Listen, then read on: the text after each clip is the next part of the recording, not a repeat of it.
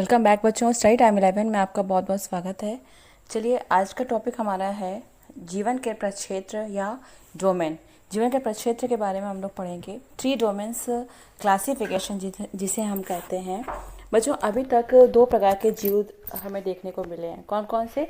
Prokaryotic और eukaryotic. अभी तक 2 प्रकार के जीव हुए हैं, प्रोकैरियोटिक और यूकैरियोटिक। तो प्रोकैरियोटिक जीवधारियों में जो केंद्रक होता है, संगठित केंद्र जिसे हम बोलते हैं, उसका अभाव होता है। लेकिन यूकैरियोटिक जीवों में केंद्रक कला से घिरा हुआ एक पूर्ण संगठित केंद्रक पाया जाता है। समझ रहे हैं आप? प्रोकैरियोटिक जीवधारियों में संगठित केंद्रक का अभाव होता है, जबकि यूकैरियोटिक जीवों में केंद्रक कला से घिरा हुआ यानी कि न्यूक्लियर मेम्ब्रेन से घिरा हुआ एक पूर्ण संगठित केंद्रक पाया जाता है। बच्चों, जीवाणु कोशिका ले लीजिए, बैक्टीरियल सेल जिसे कहते हैं, ब्लू ग्रीन एल्गी, नील हरित शैवाल, ये प्रोकैरियोट्स के अंतर्गत में आते हैं तथा उच्च जीवधारी को हम यूकैरियोट्स के अंतर्गत में रखते हैं। ठीक है, जैसे जीवाणु हुआ, शैवाल हुआ, इनको हम प्रोकैरियोट्स में रखेंगे और जो हायर ऑर्गेनिज्म होंगे उनको यूकैरियोट्स में रखा जाता है। और 1977 में जीवित जीवधारियों के लिए आर्किया नामक एक नए समूह की खोज हुई थी और इस समूह के जीवधारियों को आर्किबैक्टीरिया कहा गया। इस प्रकार प्रोकैरियोट्स को यू बैक्टीरिया, आर्किबैक्टीरिया में डिवाइड कर दिया गया। समझ में आ रहा है? 2 प्रकार के जीव होते हैं, प्रोकैरियोट्स और यूकैरियोट्स। तो प्रोकैरियोट्स को 2 भागों में डिवाइड कर दिया गया। कौन कौन से? यू बैक्टीरिया और आर्किबैक्टीरिया। ठीक है, 2 भागों में डिवाइड कर दिया गया, यू बैक्टीरिया और आर्किबैक्टीरिया। ठीक, कुछ समय पश्चात ये पता चला कि जो समूह आर्किया है बैक्टीरिया और यूकैरियोट से पूर्ण रूप से भिन्न है, एकदम अलग है। इसलिए अध्ययन की सुविधा के लिए जीवित कोशिकाओं को 3 डोमेन में बांट दिया गया। कौन कौन से? डोमेन बैक्टीरिया, डोमेन आर्किया और डोमेन यूकैरिया। बच्चों, जो ये 3 डोमेन है, इसके वर्गीकरण की जो प्रणाली स्टार्ट हुई थी, कब स्टार्ट हुई थी? 96 में स्टार्ट हुई थी। तो 1996 में मिथेनोकोकस जोनास्ची नामक आर्किया के संपूर्ण जीनोम का सीक्वेंस ज्ञात हुआ। तो उसका जब सीक्वेंस पता चल गया, तभी हमें त्रिडोमेन की जो ये प्रणाली है उसके बारे में पता चला। इस आर्कियन के जीनोम सीक्वेंस है, उसका हम लोगों ने अध्ययन किया, जिसको हम कहते हैं बैक्टीरियल जीनोम और यूकैरियोट जीनोम। ठीक, तो बच्चों ये 3 डोमेन है, domain bacteria, domain archaea, domain यूकैरिया। चलिए देखते हैं इन तीनों में क्या अंतर है। डोमेन बैक्टीरिया, आर्किया और ये रहा अंतर यहाँ पे आपको स्पष्ट दिखाई दे जाएगा। अगर हम एक कोशिकीयता को लेते हैं तो बैक्टीरिया एक कोशिकीय होते हैं, आर्किया भी एक कोशिकीय होता है, लेकिन यूकैरिया में अधिकांशतः बहुकोशिकीय पाए जाते हैं, कुछ एक कोशिकीय होते हैं। ठीक, अब कोशिका भित्ति अगर हम लेते हैं तो कोशिका भित्ति बैक्टीरिया में उपस्थित होता है, आर्किया में भी उपस्थित होता है, यूकैरिया में कुछ में उपस्थित होगा, कुछ में अनुपस्थित होगा।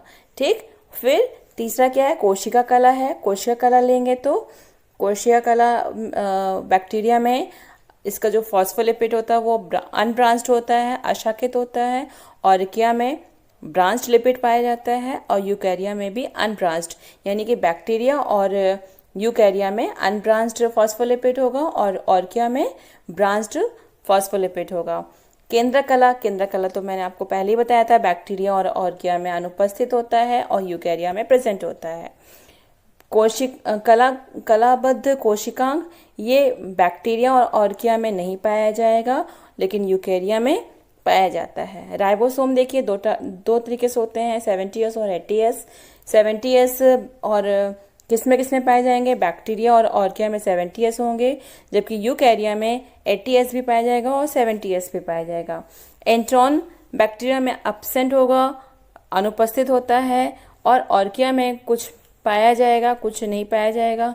और यूकैरिया में क्या होता है, इंट्रॉन प्रेजेंट होता है, पाया जाता है। ठीक, तो ये था डोमेन के बारे में। अब देखते हैं प्रजाति संकल्पना के बारे में। प्रजाति संकल्पना क्या होती है? प्रजाति संकल्पना क्या होती है? जैसे हम लोग जानते हैं कि पृथ्वी पर अभी तक लगभग 18 लाख प्रजातियों की पहचान हो चुकी है। सभी मनुष्य चाहे वह किसी भी देश या महाद्वीप के हों, एक ही प्रजाति होमो सैपियंस का निर्माण करते हैं।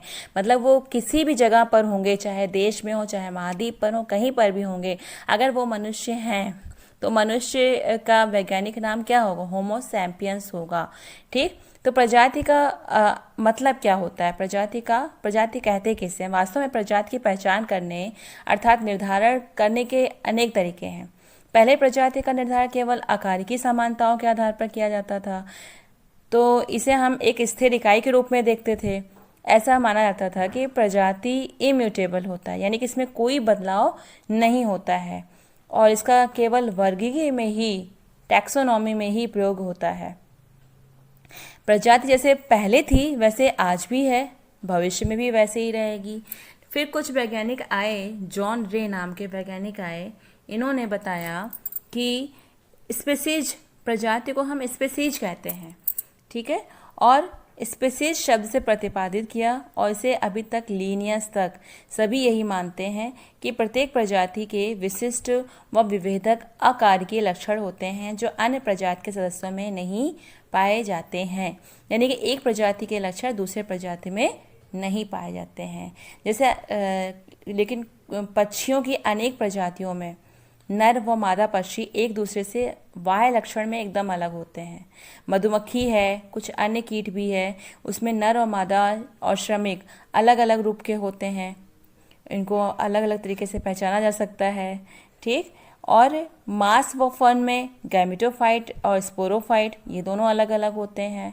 आनुवंशिक अध्ययन से यह स्पष्ट हो गया है कि प्रजाति संकल्पना सिर्फ प्रजाति की वर्गीकरण में एक इकाई के रूप में ही सीमित नहीं है। प्रजाति के सदस्यों का एक साझा जीन पूल भी होता है। भाई जो लक्षण एक कैसे हो जनरेशन टू जनरेशन पहुंचता है, वो जीन के माध्यम से ही पहुंचता है ना, संचरित होता है। अतः प्रजाति को एक हम ऐसे समान जीवों के रूप में परिभाषित कर सकते हैं जो प्रकृति में प्रजनन द्वारा उर्वर संतति निर्माण करते हैं, यानी कि freely interbreed in nature and produce fertile offspring. ठीक, चलिए उसके बाद फिर कुछ और वैज्ञानिक आए जिनका नाम था अर्नेस्ट मायर। अर्नेस्ट मायर ने प्रजाति की दूसरी परिभाषा दे दी। इन्होंने क्या कहा कि वास्तविक रूप से आपस में अंतः प्रजनन करने वाले जीवों की समष्टियों का ऐसा समूह जो अन्य ऐसे समूहों से जननी रूप से अलग हो, क्या कहलाएगा? प्रजाति कहलाएगा। ठीक, तो इसलिए लैंगिक प्रजनन प्रजाति की परिभाषा का एक इम्पॉर्टेंट पॉइंट है, एक महत्वपूर्ण बिंदु है। जब प्रजाति एक विशाल भूभाग पर वितरित होती है तब कुछ असमान समष्टियों के जीवों में प्रजनन देखा गया है। इन जीवों को उपप्रजाति की संज्ञा दी जाती है। जैसे एक प्रजाति के जीव का अन्य प्रजाति के जीवों से अंतः प्रजनन भी देखा गया है। जैसे घोड़ा और जेब्रा का एग्जाम्पल ले लीजिए। ठीक, इनमें घोड़ा और जेब्रा में क्या होता है? अंतः प्रजनन होता है, इंटरब्रीडिंग होती है। तो इसीलिए ये तथ्य जो है इंटरब्रीडिंग, ये इस प्रजाति की परिभाषा को और जटिल बना देता है, इस परिभाषा को और भी जटिल बना देता है। क्यों बना देता है भाई? क्योंकि कुछ पौधों और कौकों में लैंगिक जनन की क्षमता का अभाव होता है, उसमें केवल अलैंगिक जनन पाया जाता है।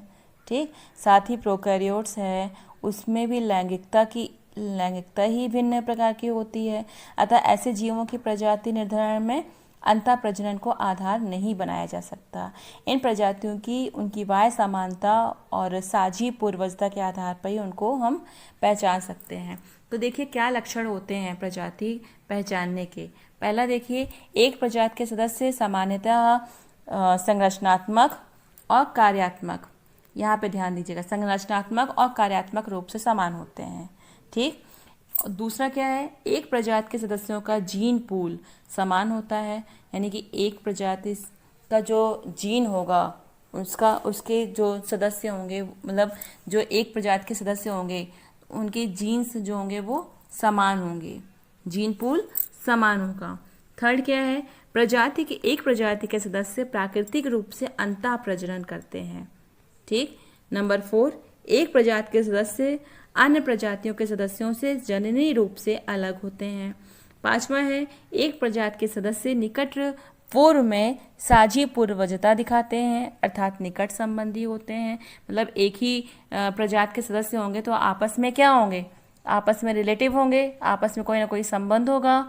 और प्रजातियां जो होती हैं वो गत्यात्मक समूह होती हैं, यानी कि परिवर्तनशील, उसमें परिवर्तन होते रहते हैं, स्थिर नहीं होती हैं, म्यूटेबल होती हैं। और प्रजाति ही वर्गीकरण की ऐसी श्रेणी है जिसका वास्तविक अस्तित्व है, जिसका एग्जिस्टेंस है। तो बच्चों, एक प्रजाति संकल्पना संबंधित कुछ रोचक जानकारी भी है, उनको भी हम लेते चलते हैं। जैसे घोड़ा और जेब्रा है, इनके प्रजनन से जेब्रोइड्स उत्पन्न होते हैं। क्या उत्पन्न होते हैं? जेब्रोइड्स उत्पन्न होते हैं। खच्चर की तरह जेब्रोइड्स बंधे होते हैं, स्टेराइल होते हैं, क्योंकि अलग अलग प्रकार के जनकों से प्राप्त होने का इनके गुणसूत्र समान नहीं होते हैं। और दूसरी तरफ देखिए, तितली व अन्य कीटों में वयस्क, लार्वा और प्यूपा अवस्था इतनी अलग होती है कि उन्हें केवल संरचनात्मक लक्षणों के आधार पर एक प्रजाति नहीं समझा जा सकता है। ठीक। तो बच्चों, ये था प्रजाति संकल्पना और जीवन के प्रक्षेत्र के बारे में, डोमेन के बारे में। नेक्स्ट वीडियो में हम देखेंगे कि वर्गीकरण क्या होता है, टैक्सोनॉमी क्या होता है, उसके बारे में पढ़ेंगे। अभी तक के लिए बस इतना ही। चलिए, इसको पढ़िए और नहीं समझ में आता है तो कमेंट करके पूछिए, फिर से इसको बताया जाएगा। तब तक के लिए थैंक यू सो मच।